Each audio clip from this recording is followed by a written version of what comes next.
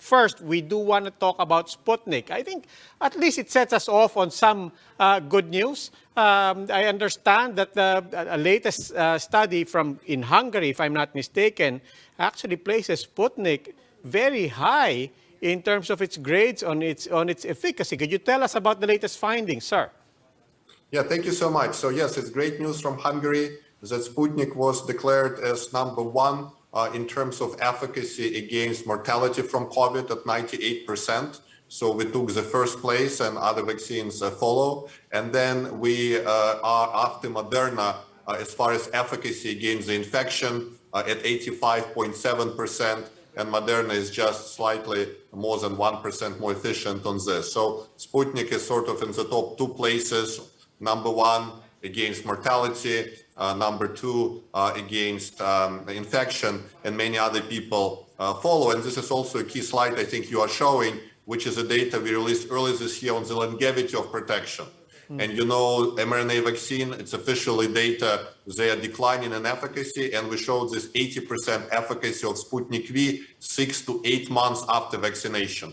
And I think this is very important because longevity of vaccines is important, and this is a slide you are showing on the Hungarian data that shows Sputnik is one of the most efficient vaccines in the world. So good data indeed, and it's very important we get data from Hungary, from Philippines, from many other places on the efficacy and safety and longevity of Sputnik vaccine. Okay, Mr. Dmitriev, could I ask you to just drill down a bit more on the longevity of the efficacy? I know you already started off discussing it, but this is something, of course, that a lot of people are now talking about. Everybody's bringing out their vaccine cards, checking when was my 6-month mark and so on.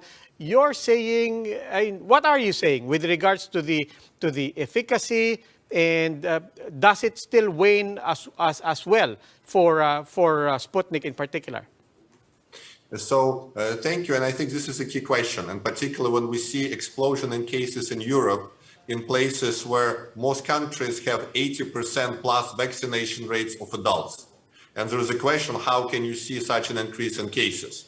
And what mRNA producers have said, and this is this graph, they said that, look, after 4 months, mRNA vaccine efficacy declines to less than 50%. So Pfizer is showing 47%. On months 6 and 8, it's below 30%. And what we have shown in San Marino, and will show in some other countries, including Argentina and others, is that Sputnik protection lasts much longer. And this is, 80%, 6 to 8 months. Now, this is not to say that we should only use Sputnik. But this is to say that combination of Sputnik Light vaccine with mRNA vaccine, Sputnik Light as a booster, can really play a key role to lengthen the response of mRNA vaccines. And we believe it's about vaccine combinations, and vaccine combinations of Sputnik Light with mRNA vaccines. And by the way, Philippines government already approved Sputnik Light as a booster for other vaccines. This is the way to go, particularly in light of those dangerous new mutations that we see coming from South Africa. And we believe it should be about vaccine combinations, and vaccine combinations, including with Sputnik Light, will provide for longer immunity. Mr. Dmitriev, I want to zoom out a bit, if you don't mind, not on Sputnik, but on COVID itself. As far as you know, and as far as you can understand it or analyze it, what's happening in Europe? Is it driven by new variants? Is it a matter of having loosened protocols too much? I mean, what's driving the current surge?